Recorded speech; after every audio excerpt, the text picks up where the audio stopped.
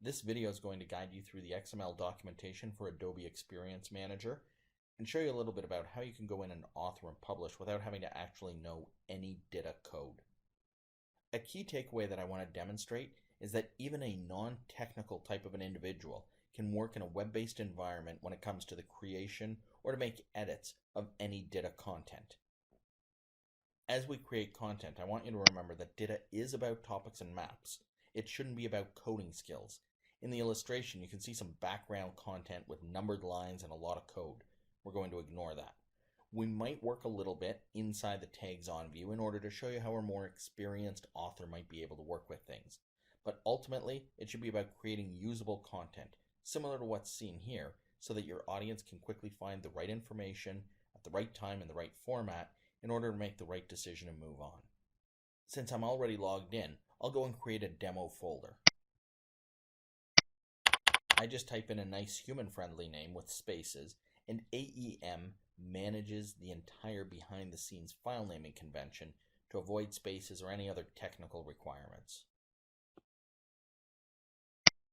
Let's open up the folder and start working with content. Let me also take about 2 minutes in order to give a quick background on DITA. DITA includes the task. This is where you would explain a how-to to your users so that they can learn procedures. It should be very clear step-by-step and support-related information. In DITA, a reference topic provides technical information such as specifications, quick lookup type of information, shortcuts, and so on. In DITA, the concept might define what something is or explain why you might want to use it. It provides some insights to readers. Let's go and start creating content. This time, I'll create a DITA topic rather than a folder. I'll start nice and easy with a concept. Again, I type in a nice human-readable title. The software takes care of the file name. I'm going to open the topic and show you just how easy it is to get started with content creation. Every topic type is based on a template. The template for the concept automatically populates the title line with the text that I put in for the file name. It also allows me to click and add a short description or paragraphs. Think of the short description as a piece of information that might show up if somebody ever hovered over the text, reasons to save content. That is, the short description enhances the title without repeating it. We're not doing a deep dive into what it means to work with a concept in DITA. This is enough content to get us started, so I will click Close. I forgot to save the file, but I'm not going to lose any work because I'm prompted to close without saving, cancel my decision, or save the file. You can see the new document, and then I'll move on and create another file. This time I'll use the template to create a reference. I type in the title and click Create.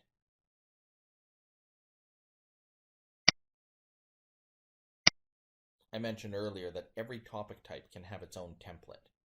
The one for reference doesn't have the same default text for things like a short description or a paragraph. Now, as an experienced DITA user, I might want to see a little more in regards to the structure of the document, so I'm going to toggle my tags view. As authors become a bit more comfortable working in the interface, the tags view makes it easy to insert additional types of information in very specific places in the document. I click next to Title. When I click the plus sign, I'll see a list of all of the valid elements that I can insert at this location. I mentioned the short description when I was working with a concept. It's also a valid element that can be inserted after the title inside a reference, so I'll do so. Take the time to create good short descriptions. Remember, when somebody sees a hyperlink to supported formats and hovers over it, the short desk is what's going to pop up. It can also be used at publishing in a lot of different ways.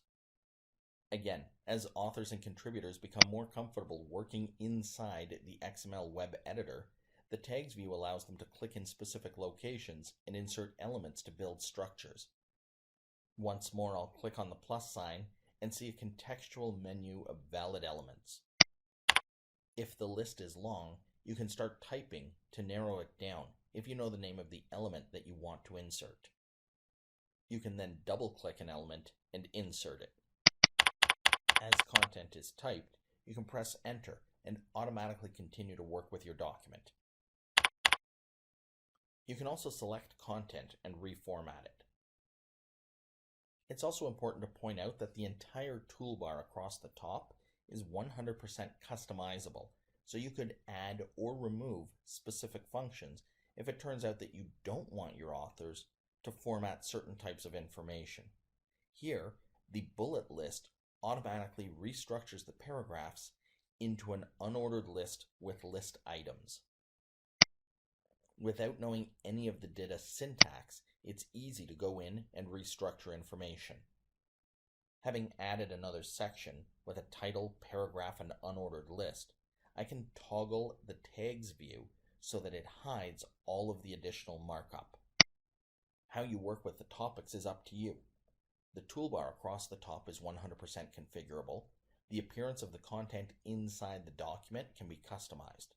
You can work with a template that is predefined and already has several default elements inserted, or you can use the tags view and work with a document and insert exactly what you want, where you want, and when you want. Lastly, let's create a task.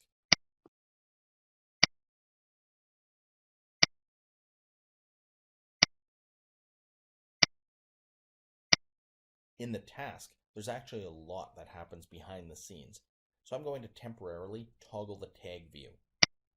I'm about to jump forward, but what I'm doing is clicking next to title, using the plus sign, inserting a short desk, clicking on the context, deleting it, and then turning off the tags view. Let's see what that all looks like when I'm done. In a moment, we'll work on a map, but first, I'll just close and save the file. The map is another DITA mechanism. It allows you to combine together your topics of all the different types, assign them a hierarchy, and even publish your content. Creating a map starts exactly the same as creating a folder or any type of a topic. This time, DITA map is selected. The book map is geared a little more towards the print environment. I'm going to create a map so that I can create quick online output as well as a basic PDF document. After I've typed in the title, I click Create. The map allows me to add new references.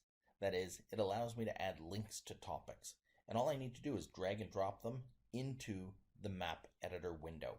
However, I need to navigate to the files first.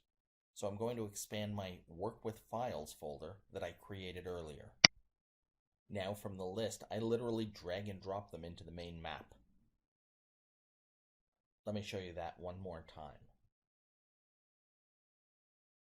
If I hover the mouse over a topic, I can move it to the left, or in this case, to the right, to promote or demote it in relation to the element above it. Doing so generates a hierarchy between the two topics, and at time of publish, the first topic is going to be a primary one, and the second will be a subordinate.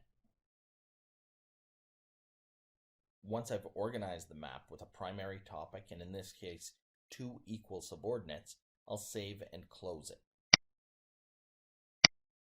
Now we'll get to see the payoff for all of the work that's been done to this point. I'm going to generate a sample AEM site and a PDF document, both at the same time.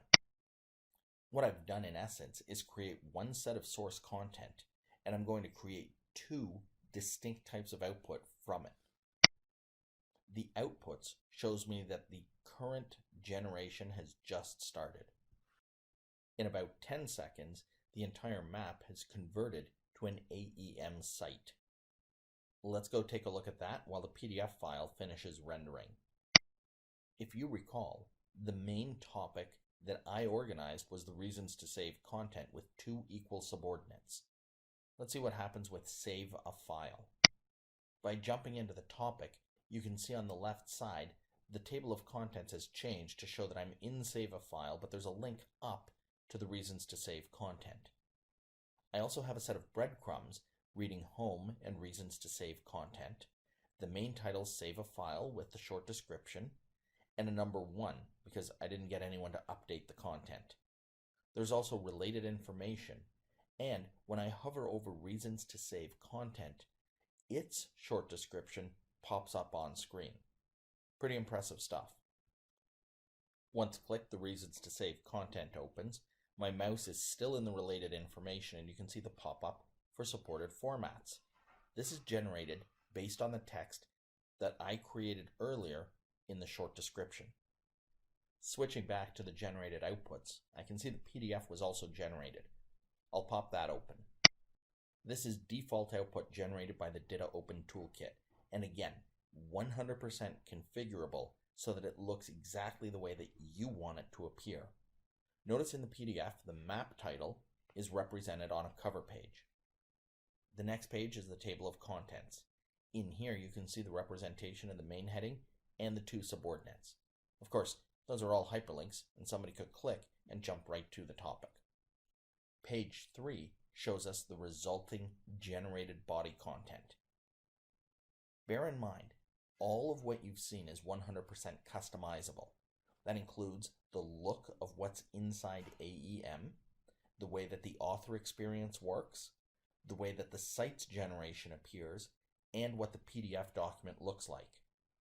We have a lot more information that we can share with you in regards to how to work with AEM and DITA. Feel free to reach out and contact Publishing Smarter, and we can help you build a content strategy that includes DITA, tools like AEM, and gives you the ability to create content, manage it, deliver it in any format needed. We'll also help you socialize your message, listen to what it is that your audience says, and improve all of your workflows and your content processes.